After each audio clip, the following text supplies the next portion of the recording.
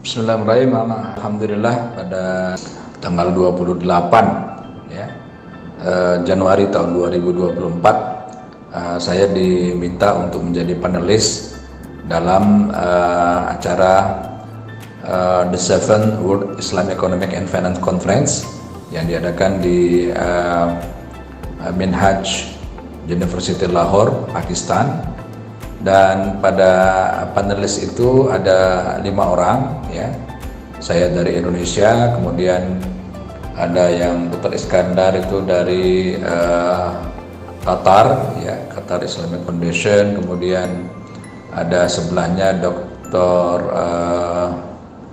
Dari Nigeria ya, saya lupa namanya, kemudian ada dari Malaysia, Profesor Rusni, dan ada juga yang dari Singapura ya.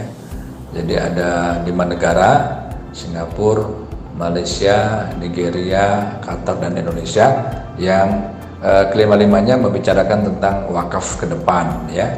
Jadi bagaimana mengatasi persoalan ekonomi Islam kalau kita bicara dari sisi inovasi-inovasi baru, karena sebelumnya Dr.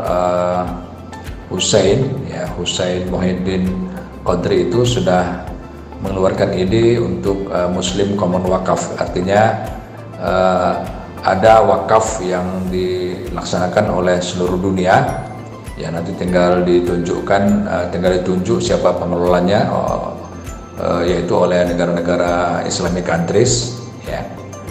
Kemudian nanti negara-negara ini akan menunjuk satu institusi atau bodi untuk mengelola wakaf Muslim sedunia ini, yang nanti ini akan digunakan untuk membantu negara-negara yang membutuhkan keuangan ya. Selama ini misalnya negara-negara itu kan perginya ke IMF ya, ke Bank Dunia. Nah ini nanti tidak lagi, nanti akan pergi ke Muslim Common Wakaf ini ya, yang digagas oleh Dr. Hussein ini. Nah, pada kesempatan itu saya menjelaskan bagaimana perwakafan di Indonesia dan bagaimana kita pada tahun 2023 itu memenangkan hadiah pertama ya, sebagai negara yang melakukan pencapaian terbaik dalam hal wakaf melalui inovasi instrumen yang namanya Cash Wakaf Link Sukuk ya. Nah, melalui Cash Wakaf Link Sukuk ini atau disingkat dengan CWLS ini, kita diganjar juara pertama oleh Islamic Development Bank.